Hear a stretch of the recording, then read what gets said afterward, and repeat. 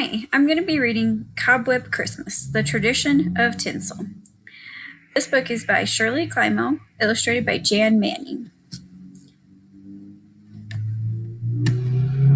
Once upon a Christmas time, long ago in Germany, there was a little old woman. She was so little she had to stand on a stool to climb into bed, and so old she couldn't even count all the Christmases she'd seen.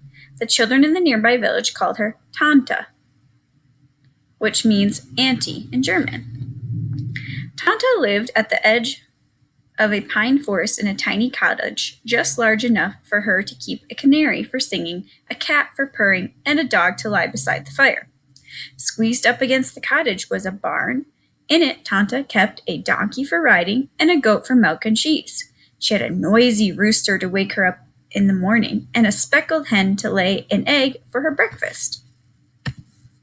With so many animals about, her little cottage wasn't very tidy, but a bit of fur, a few feathers, or a spider web or two didn't bother Tanta, except once a year, when days got short and the nights grew long. The old lady would nod her head and say, "Time to clean for Christmas." Then Tanta shook the quilt and scoured the kettle until it shone. She scrubbed the floor on her hands and knees and stood tiptoe on her stool to sweep the cobwebs from the rafters. "Shoo, Tanta," said Tanta.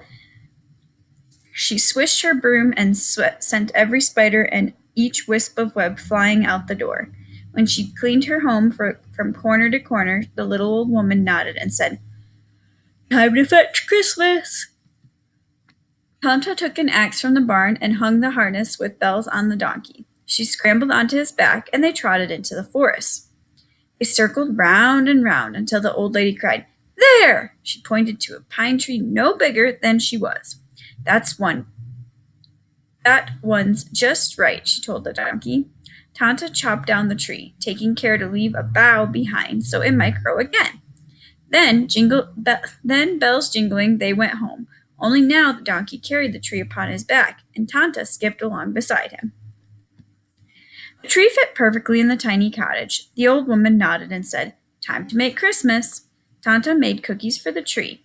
She baked gingerbread boys and girls. She rolled sugar cookies shaped like new moons and cut cinnamon cookie stars. She rubbed apples until they gleamed like glass to hang from branches too. Next, she put a red ribbon on a bone for the dog and tied a sprig of catnip for the cat. Tanta scattered corn for the chickens and seeds for the canary, and she heaped oats in a basket for the donkey and goat. Then the old woman nodded and said, "Time to share Christmas." Each year, Tanta invited the village children to come and see her tree. "Tanta," they shouted, "it's the most wonderful tree in the world. Tell me if it tastes as good as it looks," she said. After the children nibbled the apples and the cookies and ate every crumb of gingerbread, they hurried home to put their shoes by their doors for Kris Kringle. He was the Christmas visitor who went from house to house, sticking gifts into waiting shoes. Then Tanta asked the animals to share Christmas. The dog, the cat, the canary, the hen, the rooster, and some small shy wild creatures crowded around the tree.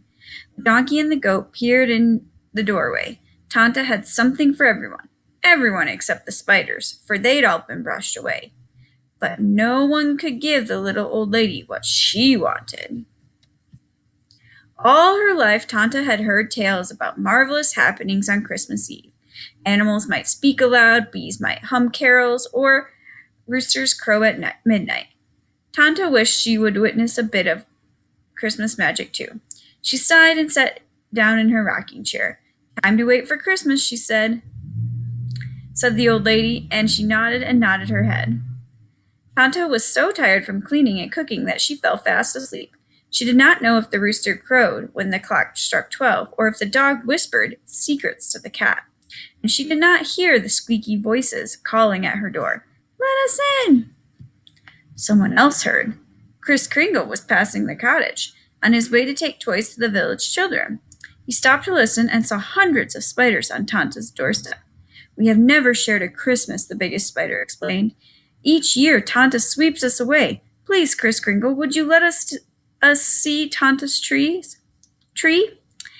Kris Kringle looked down at the spiders. "There's no harm in that," he said. Before he went on to the village, he opened Tanta's door a crack. Huge spiders, tiny spiders, smooth spiders, hairy spiders, spotted spiders, striped spiders, brown and black and yellow spiders, and the palest kind of see-through spiders came. Creeping, crawling, sneaking, softly, scurrying, hurrying, quickly, lightly, zigging, sagging, weaving and wobbling into the old woman's cottage. The curious spiders crept closer and closer to Tanta's tree. 1, 2, 3 skittered up the trunk, and all the other spiders followed. Silently they ran from branch to branch, back and forth, up and down the tree. Wherever the spiders went, they left a trail behind. Threads looped from limb to limb, and the webs were woven everywhere. Now the busy little spiders had shared Christmas. They had seen and felt every twig on the tree, so they scuttled away. When he had put a gift in all the children's shoes, Kris Kringle returned to latch Tanta's door. He peeked inside and discovered her tree tangled with sticky, stringy cobwebs. He knew how hard the old lady had worked to make Christmas and how dismayed she'd be when she saw her tree. But he didn't blame the spiders for being curious. Instead, he decided to leave a special gift for Tanta, too. Gently, Kris Kringle touched each web. Beneath his finger, the slender strands gleamed like gold, and the dangling threads sparkled silver. Now Tanta's Christmas tree was truly the most wonderful in the world. The rooster woke Tanta in the morning. The old lady blinked in amazement at her glittering tree. "Something magical has happened," she cried, and she climbed on her stool for a better look. At the top of the tree, she saw one small spider finishing its web. "Ah!" Tanta nodded her head. "So it is you and your kin I have to thank for this Christmas magic." This little old lady understood about such wonders only happen once. This little old lady understood that such wonders only happen once. Each Christmas thereafter, she did not clean so carefully, but left a few webs in the rafters so that the spiders might share Christmas too. And every year, after she'd hung the cookies and the apples on her tree, she would nod and say, "Time for Christmas magic." Then Tanta would weave tinsel among the branches until her tree sparkled with strings of gold and silver, just as it did that magical cobweb Christmas. To this day, in parts of Germany, the very first ornament placed on the Christmas tree, is a spider. Cobweb Christmas is based on a folktale whose roots go back more than 200 years. Versions of this story have been told in many lands, including Germany, Poland, Russia, Romania, and Great Britain.